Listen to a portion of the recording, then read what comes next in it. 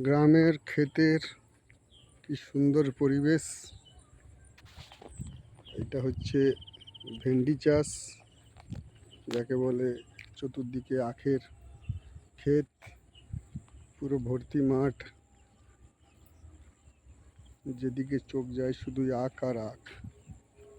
চতুর্দিকে আখের ক্ষেত।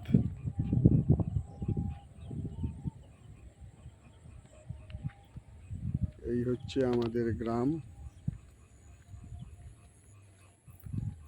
প্রত্যেক দিন বিকালবেলায় আসার ইচ্ছে থাকে, কিন্তু আসতে পারি না কাজের চাপে। মাঝে মধ্যে চলে আসি গ্রামের ক্ষেতের দিকে ঘুরতে ঘুরতে।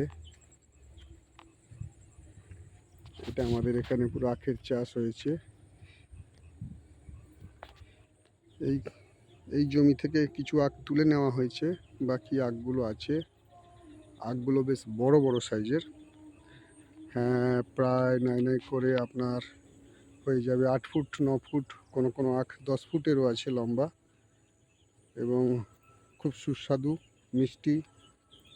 আখের মাঝখানে ভেন্ডি চাষ হয়েছে। এখন বর্ষা হয়ে গেছে, তো বর্ষার কারণে ভেন্ডি চাষের একটু ক্ষতি হচ্ছে, তবু এখনও ফল দিয়ে যাচ্ছে। আর এখন বাজারে ভেন্ডির ভালোই দাম আছে। চাষি ভাইরা মোটামুটি দাম পাচ্ছেন। আর পাশে আবার কলা গাছও আছে। এই হচ্ছে আমাদের গ্রামের জমি জমা। মাঝখান দিয়ে ভালো একটা ঢালাই রাস্তা গেছে। কৃষক ভাইদের খুব উপকারে লাগছে। প্রধানমন্ত্রী সড়ক যোজনার সুফল গ্রামের মানুষরাও খুব পাচ্ছে। ওদিকে নতুন ধান দেওয়া হচ্ছে, রোপণ হচ্ছে, রোপণ করে চলে গেছে চাষি ভাইরা, গ্রামের ভাইরা। এখন একটু সন্ধে নেমেছে। সুন্দর পরিবেশ।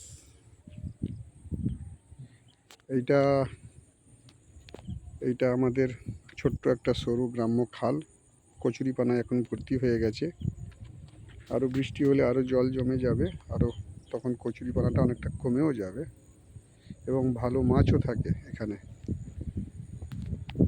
এখন মিষ্টি জল, মাঝে মধ্যে নোনা জল ঢুকে যায়, সমুদ্রের জল ঢুকে যায়। তো যখন নোনা জল ঢুকে যাবে, এই কচুরিপানাটা পুরো অটোমেটিক্যালি পরিষ্কার হয়ে যাবে।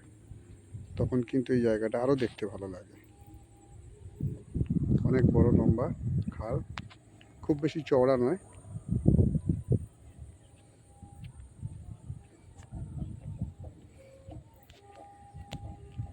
প্রত্যেক দিন বিকালবেলা এলে এখানে বুক ভরে নিঃশ্বাস নেওয়া যায়, শান্তির নিঃশ্বাস। খুব সুন্দর পরিবেশ।